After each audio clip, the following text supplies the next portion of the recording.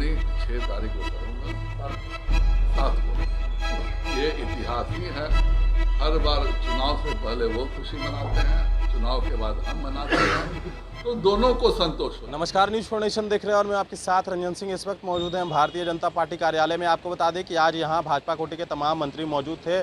जिस तरीके से ही भारतीय जनता पार्टी कार्यालय में आज बैठक चल रही थी, आने वाले समय में जिस तरीके से एमएलसी के चुनाव होने हैं और उस चुनाव को लेकर लगातार ये सवाल खड़ा हो रहा है कि लगातार तेजस्वी यादव भी धुआंधार जो है वो चुनाव प्रचार कर रहे हैं और वहीं भारतीय जनता पार्टी और जेडीयू लगातार वो भी चुनाव प्रचार में नजर आ रही है, तमाम सक्रियता नजर आ रही है। लेकिन क्या भारतीय जनता पार्टी ने एक बार फिर से तेजस्वी के ऊपर निशाना साधा है? तेजस्वी यादव को लेकर कहा है, जेडीयू के ऊपर कहा है कि वो लोग जश्न मना रहे हैं तो मनाने दीजिए, चुनाव से पहले वो लोग जश्न मनाते हैं लेकिन चुनाव के बाद जश्न हम लोग मनाएंगे। इस बात को प्रदेश अध्यक्ष संजय जायसवाल ने कहा है कि जिस तरीके से हर बार चुनाव आता है और चुनाव से पहले वो लोग दावे करते हैं कि हम जीत रहे हैं लेकिन बाजी हम ही लोग मारते हैं, तो इस पर अभी हम फिलहाल कोई टिप्पणी। बिहार में सर कल छपरा में संभवतः पहली ऐसी घटना हुई जब किसी अपराधी के घर पर बुलडोजर चला दिया गया, जिस पर जेडीयू का एतराज है कि किसी एक अपराधी की वजह से पूरे घर पर बुलडोजर चलाना सही नहीं है।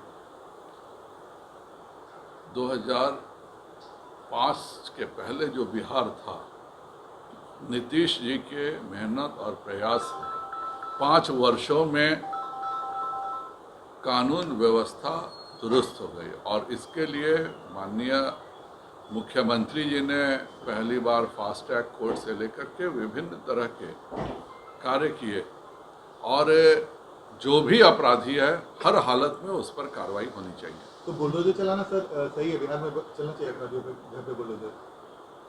अगर अपराधी ने कोई गलत ढंग से घर बनाया हुआ है तो कोई बुराई नहीं है, बिल्कुल होना चाहिए।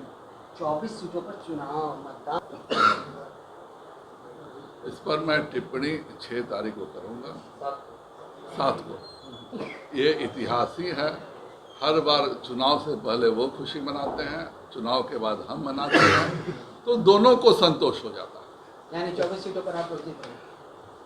जो मैंने कहा आप उसी से समझ लीजिए। और आपके कृषि मंत्री उन्होंने आरोप लगाया कि वीर कुंवर सिंह को जो हक मिलना चाहिए था बिहार में आज तक नहीं मिला, उसके लिए बीजेपी बड़ा प्रयास करेगी और 23 तारीख को 5 लाख से ज़्यादा लोग जुड़ेंगे। तो क्या वाकई आपको लगता है कि बिहार सरकार ने अब तक वीर कुंवर सिंह को जो सम्मान मिलना चाहिए था नहीं दिया? बिहार सरकार ने वीर कुंवर सिंह जी को सदैव यथोचित सम्मान दिया है और बिहार के स्वतंत्रता संग्राम के सबसे बड़े नायक वीर कुंवर सिंह जी रहे हैं। बल्कि अगर सही अर्थों में कहें तो भारत में एकमात्र अभिजीत राजा जिन्होंने अपने सिंहासन को दोबारा बैठ करके ही उसके बाद उनकी मृत्यु हुई, यह केवल वीर कुंवर सिंह जी ही थे। आज़ादी के अमृत महोत्सव का मुख्य कार्य है कि जो हमारे स्वतंत्रता सेनानी रहे हैं उनको आज क्या जनरेशन पहचाने। जो बच्चे इतिहास पढ़ते हैं वो तो सब जानते हैं, लेकिन जो बच्चे हमारे युवा हैं जिनको राजनीति से या इतिहास के सब्जेक्ट से कोई मतलब नहीं है, उन्हें भी अपने स्वतंत्रता संग्राम के नायकों को सीधे रूबरू होना चाहिए।